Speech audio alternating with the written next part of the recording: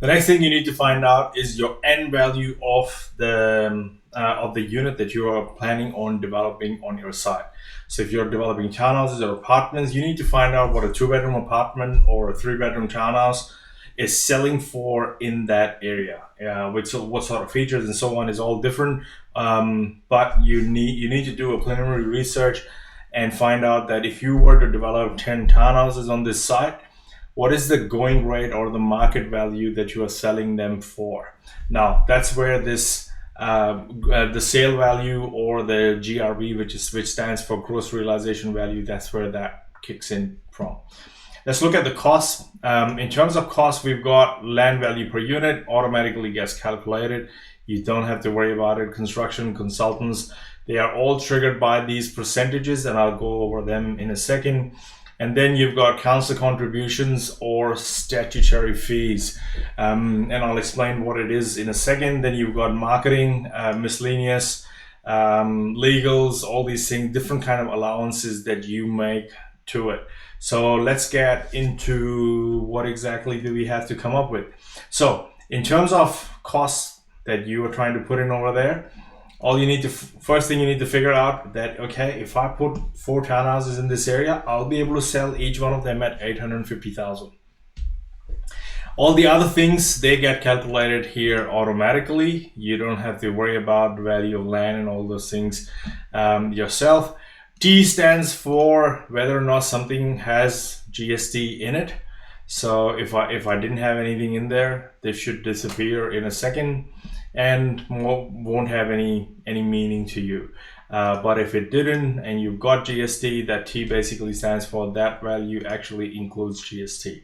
So the construction costs automatically get calculated. So the only thing that you need to add to this is a percentage for contingency. Now this section here all applies to this block right here. So if you've got 5% contingency in your construction costs, this is what the banks like to see. So anytime you're calculating construction costs on something and you haven't got a contingency in it, the banks are going to force you to actually go and add that contingency because they usually like to see a 5% contingency in there.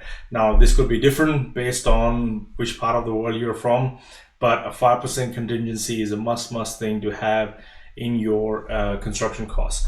So let's say we've got 5% contingency here. If it's 10, I'll just add 10 over there. If it's 5, I'll just leave that at 5. Consultants. Now, consultants are usually charged or calculated when you're doing your broad strokes feasibility or a back of the napkin feasibility or a 1-minute Feaso. I like to call it 1-minute Feaso. Now, Feaso is a short form for feasibility because in Australia everybody uses all these short names for things that they come up with. So we've got consultants, and the way they calculate the consultants for each unit. So this whole section, this section here from here, is for each unit. So what we've done is we've split this feasibility into the number of units that we are going to develop. So it's basically that's for each of the unit, and we are averaging our costs and sale value based on each individual unit. So we've got consultants. What I'm doing is allowing about 6%. Now that would include all my architectural drawings. If there's a quantity surveyor involved, it will be included in that. If there are all sorts of reports, an arborist report or energy report or any kind of other report, engineering, my working drawings, my construction issue drawings, all that is included, but per unit. And what all I'm doing is based on the value of the construction. So if your value of the construction is about $250 and you're paying $50,000 each for each unit, I think you've been taken for a ride by your architect or your consultants and so on, because that shouldn't cost that much. So if you average them out over a lot of developments, you'll find that the consultants on an average, if your site hasn't got a permit, so say for example, you go from blank site, has got nothing on it, or a single house on it, and then you want to develop 4 townhouses on it, you have to go through a planning process. You have to go through your local government authority or a council, apply for a planning permit or a development approval, so to speak, or change of zoning. I think in US it's called zoning. When you go through them, or in Canada, I've got students in Canada who say it's called municipality in Canada, I think. When you go through that, you will be given there's a planning process, and that only tells you that all it does is it gives you a building envelope of what you can actually build on the side. What are the setbacks going to be? How high can the building go? All those things, and the density of it, which is the highest, best possible use of a site. So if you've done my other course, which is property development system guy, I go into a lot of detail with all those things in here. But for the purpose of this 1 minute Feasible, we're trying to figure out what it's going to be. I'm going to allow about 6% for each unit. But on the overall project, I'm actually allowing about 64,000. So that's what you need to look at. This is for each unit, and that's for the total project. So I'm allowing about 6% off the construction cost. Any more than that would be an overkill for a project this size. So that's what I will allow for. When you come to council contributions, each council has a different way of calculating this. The easiest it is, each council or a zoning department or whoever you have to pay the infrastructure levy to, and this would inevitably be applicable to you. Does not matter where you are from in the world, because what is happening is you've got a site which only has a single house or hasn't got that many development. That site is actually hooked up with council services or your local government areas services that are provided. What are services?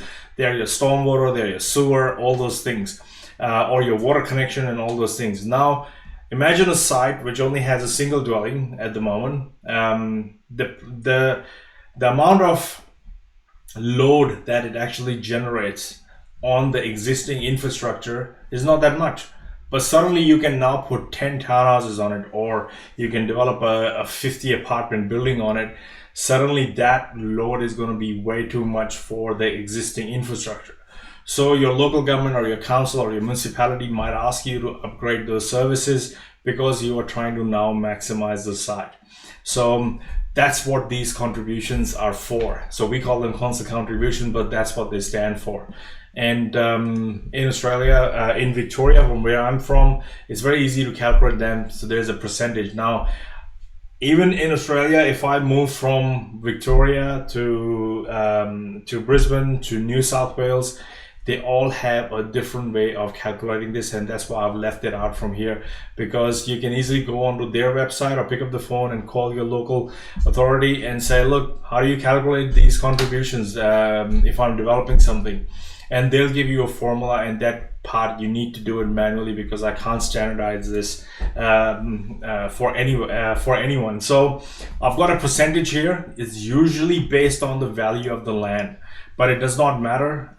You can keep playing with this percentage unless you reach the value where you think it is going to sit at. So in here I've got 5. So in Victoria it's pretty easy. It's gone from 5. I think it's from 5. It's gone up to 8 in certain councils. Certain councils have already started rolling this out. But in the council I'm currently working at, it's still, if you're building less than 4 units on a site, it's 2% or 3%, depending upon whether or not you're building through 2 units or 3 units. But as soon as you start going over 4 units, it sort of caps out at 5%. Now, in other parts of Victoria where councils are, they've started capping it out at 8%, depending upon where you are at. So you can play with this percentage and come up with your council contributions. With your GST, whether or not your GST, you're going to have a margin scheme in it. Now, again, margin scheme is within the scope of this feasibility. I believe that if you are at the feasibility stage, you would understand what a margin scheme is. It's a way of offsetting and taking off the GST from the land value, so that you're paying GST only on the value addition that you've done, or the construction. Anything on top of the land, that's what it is. So if it applies to you, you select yes or no. If you are not sure what this is, or you want to understand what this is, you need to get the full course to be able to understand, because there is a section where I explain what GST margin scheme is and how it works and so on.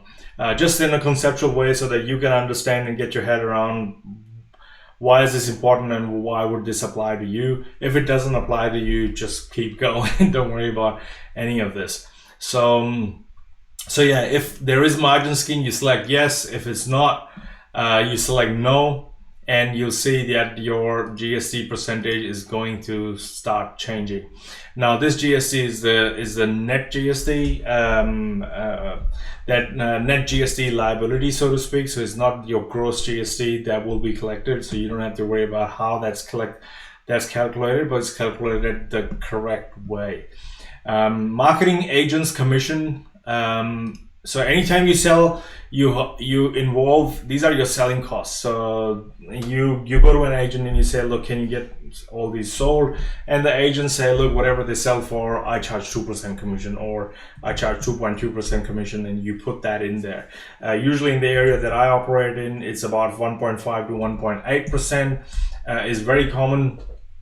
So I've allowed for 1.7%, and that's including GST. Now, the only other thing that you actually need to manually input is a miscellaneous allowance for each unit. So if you see, for the entire project, it's about 28,000. But now these are your settlement costs. So say, for example, you sold 4 units, but then again, a conveyancer or a lawyer is involved in order to coordinate everything with the bank, with the person who's bought. So your end user who's bought your unit, somebody needs to coordinate with their lawyer or their conveyancer in order to coordinate everything and get everybody on the same table, where they all exchange all these bank checks with each other, where, and the money comes back to the developer. An allowance for that, there's our marketing allowance. For example, you need to get a hoarding up, you need to get some brochures done, you need to get some photography done. So per unit, you make an allowance. So if you're not sure what this is, just go to a blank sheet, create certain numbers, and add them in there. I usually allow anywhere between 7 to 10,000, depending upon the type of project that I'm doing. So over here, I've allowed maybe 7,000, let's say, for that unit. So on overall project, I've allowed about 28,000. Finance costs we'll get into in a second, because they are all interdependent. And also remember that this all the coding in the back of this in the background of the sheet is it goes into a loop, because your finance costs, your lending happens based on, I'll discuss that in the finance section. But at this stage, you need to figure out, when you're selecting your finance cost, this is what you need to select. Is your finance cost the LTV or LVR or LTV, which is your loan to value ratio, the maximum amount of money that you can borrow? Is your borrower going to lend you the money based on your total costs? Oops, sorry, I keep moving that. Let's stop here. So that LTV that we've got, which is 60%, for example, or 80%, and so on. So whatever that percentage is, you need to figure out if that is going to be a percentage of total cost. So TDC stands for total development cost, or is it going to be based on GRV, which is the gross realization value? So can your lender lend you money based on total sales that you're going to make? Or are they going to lend you money on total costs that you've got to incur? So those are the only things that you need to find out. And if you don't know what these are, all you have to do is pick up the phone, call your broker, or call your local bank and say, look, I'm planning to do this development. What sort of lending do you do? And they will tell you that, okay, we'll give you a 60% LVR or 80% LVR and all those things, so that you can select the right metric, so to speak, total cost or total sales. So think of TDC as total cost and think of GRV as total sales. So you can select any of these two, so that you can calculate your finance cost. And we will continue in the next video.